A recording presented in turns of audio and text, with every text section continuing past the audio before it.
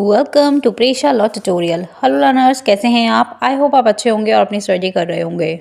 जैसा कि हमारी लेक्चर सीरीज चल रही है हेल्थ केयर लॉ पर, और लास्ट वीडियो में हमने ड्रग एंड कॉस्मेटिक एक्ट को पढ़ा था और आज हम मेडिकल नेग्लिजेंस को पढ़ेंगे।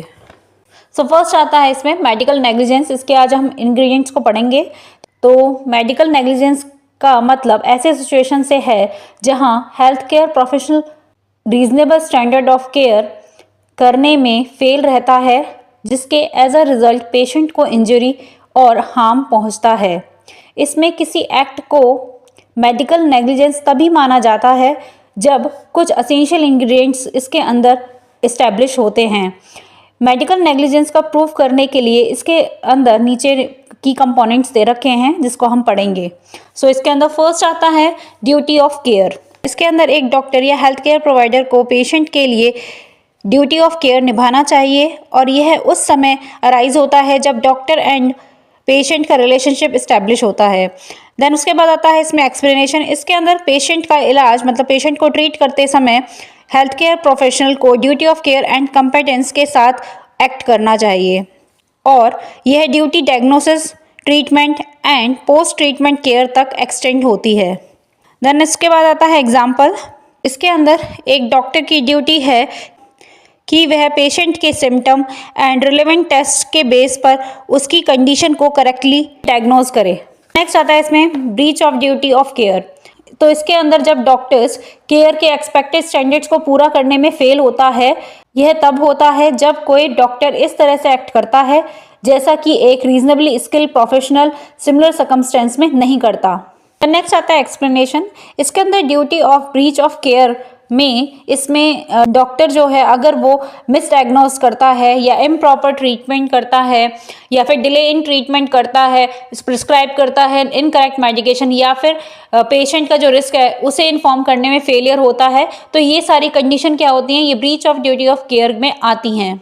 साथ ही इसके अंदर स्टैंडर्ड ऑफ केयर जो है जो डॉक्टर का है उसके एक्शन का कंपेयर उसी के फील्ड में रीजनेबल कॉम्पिटेंट और उसी के एक्शन से डिटरमाइन किया जाता है। नेक्स्ट आता है इसमें एग्जांपल। जैसे कि इसके अंदर सर्जरी के दौरान अगर एक सर्जन पेशेंट की बॉडी के अंदर एक सर्जिकल इंस्ट्रूमेंट छोड़ देता है तो ये एक breach of duty of care का एग्जाम्पल होता है। देन नेक्स्ट आता है इसमें इंजरी और हार्म टू द पेशेंट। इसके अंदर ये साबित होना चाहिए कि डॉक्टर की लापरवाही के कारण पेशेंट को हार्म, इंजरी और डिटोरेशन मतलब गिरावट का सामना करना पड़ा है। देन उसके बाद आता है एक्सप्लेनेशन। इसके अंदर हेल्थ केयर प्रोफेशनल के ड्यूटी के ब्रीच और पेशेंट को हुए नुकसान के बीच डायरेक्ट लिंक होना चाहिए। यदि कोई हार्म या नुकसान नहीं होता है तो भले ही लापरवाही हुई हो तो इसे मेडिकल नेग्लिजेंस नहीं माना जा सकता है। फॉर एग्जाम्पल, जैसे कि डॉक्टर है और अगर उसने गलत दवा मतलब रॉन्ग ड्रग दिया है जिससे पेशेंट को एलर्जी की रिएक्शन और कॉम्प्लिकेशन होती है तो इससे क्या होता है, इससे पेशेंट को इंजरी होगी। तो ऐसे एग्जांपल्स इसके अंदर आते हैं। देन नेक्स्ट आता है इसमें causation, direct nexus between negligence and injury. इसका मतलब है कि डायरेक्टली रिलेट करता है ये नेग्लिजेंस और इंजरी को। इसके अंदर डॉक्टर की लापरवाही और पेशेंट को लगी इंजरी के बीच एक clear cause and effect relation होता है। देन उसके बाद आता है एक्सप्लेनेशन। इसके अंदर यह दिखाना चाहिए कि अगर डॉक्टर ने स्टैंडर्ड ऑफ केयर को फॉलो किया है तो नुकसान नहीं होगा। अगर चोट मतलब इंजरी या कंडीशन इनएविटेबल या प्री एग्जिस्टेंट से मौजूद है तो इसे लापरवाही नहीं माना जा सकता है। देन उसके बाद आता है एग्जाम्पल। जैसे कि इसके अंदर सर्जरी के दौरान एनेस्थीसिया की गलत डोज दिए जाने कारण पेशेंट को कार्डियो अरेस्ट होना, तो ऐसे एग्जाम्पल इसके अंदर आते हैं। देन नेक्स्ट आता है इसमें फोर्सिएबिलिटी ऑफ हार्म। इसके अंदर होने वाली हानि मतलब हार्म ऐसी होनी चाहिए जो हेल्थ केयर प्रोफेशन द्वारा उनके एक्शन और इन एक्शन के पॉसिबल कॉन्सिक्वेंसेस के रूप में रीजनेबली फोर्सिएबल माने गए हों। मतलब कि रीजनेबली वो ये माना गया हो कि उनकी जो एक्शन है ना उनके जो एक्शन हुआ है उसका इफेक्ट पेशेंट पे होगा, और अगर उस डॉक्टर को लगता है कि इस ट्रीटमेंट का अगर पेशेंट पे गलत असर होगा, अगर उसे पहले से पता होता है तो उसे नहीं करना चाहिए। देन इसके बाद आता है एक्सप्लेनेशन। तो इसके अंदर डॉक्टर को रीजनेबली फोर्सिबल मतलब सही रूप से अनुमान लगाना चाहिए कि प्रॉपर प्रोसीजर को फॉलो न करने में पेशेंट को नुकसान हो सकता है। देन नेक्स्ट आता है इसमें एग्जांपल, जैसे कि एक डॉक्टर सर्जरी के दौरान डायबिटिक पेशेंट के ब्लड शुगर को मॉनिटर करने में फेल रहता है, जिससे सीरियस कॉम्प्लिकेशन होती है, तो उसे प्रॉपर मॉनिटरी के साथ इस नुकसान का फोरसीन मतलब पहले से ही अनुमान लगाया जा सकता था।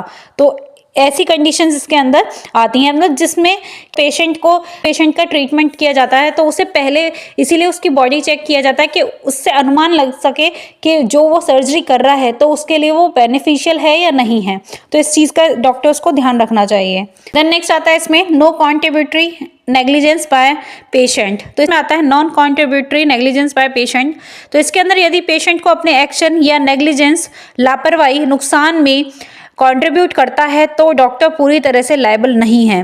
मतलब इसमें अगर पेशेंट उस ट्रीटमेंट के लिए राजी होता है जिसमें उसे लगता है कि मुझे नुकसान हो सकता है, तो उस कंडीशन में डॉक्टर पूरी तरह से लायबल नहीं होगा। नेक्स्ट आता है इसमें एक्सप्लेनेशन। तो इसके अंदर कॉन्ट्रीब्यूटरी नेग्लिजेंस के केस में रेस्पॉन्सिबिलिटी शेयर की जा सकती है या डॉक्टर की लायबिलिटी कम हो सकती है। नेक्स्ट आता है इसमें एग्जाम्पल, जैसे कि कोई पेशेंट पोस्ट सर्जिकल केयर के बारे में डॉक्टर के इंस्ट्रक्शंस को फॉलो करने में फेल रहता है, जिससे कॉम्प्लिकेशंस हो सकती हैं। तो ऐसी कंडीशन में क्या होता है, पेशेंट भी लायबल होता है डॉक्टर के साथ साथ। तो इसके अंदर क्या है, डॉक्टर पूरी तरह से लायबल नहीं होता है, इस कंडीशन में पेशेंट भी लायबल होता है। देन लास्ट में आता है कंक्लूजन। इसके अंदर मेडिकल नेग्लिजेंस को एस्टेब्लिश करने के लिए ऑल एबव इंग्रेडिएंट्स, मतलब जो भी इंग्रेडिएंट्स ऊपर बताए हैं उनको सेटिस्फाई किया जाना चाहिए। Existence of duty of care, breach of that duty, harm to patient and direct causal link between breach and harm, ये सारे इंग्रेडिएंट्स इसके अंदर सेटिस्फाई होने ज़रूरी हैं। और इसके एडिशनली अगर हार्म कुछ ऐसा होना चाहिए जो रीजनेबली फोर्सिबल हो और पेशेंट के एक्शन ने इंजरी में कंट्रीब्यूशन नहीं दिया हो। इसके अंदर कोर्ट यह डिटरमाइन करते समय इन इंग्रेडिएंट्स का केयरफुली इवेलुएट करते हैं कि कोई health care professional medical negligence के लिए लायबल है या नहीं। सो आज हमारा टॉपिक यहीं पे कंप्लीट होता है। देन अब हम मिलते हैं अपने नेक्स्ट वीडियो में, जिसके अंदर हम role of consent in medical practice के बारे में पढ़ेंगे। सो तब तक के लिए thank you for watching my videos. For more videos watch, study, like and subscribe my channel.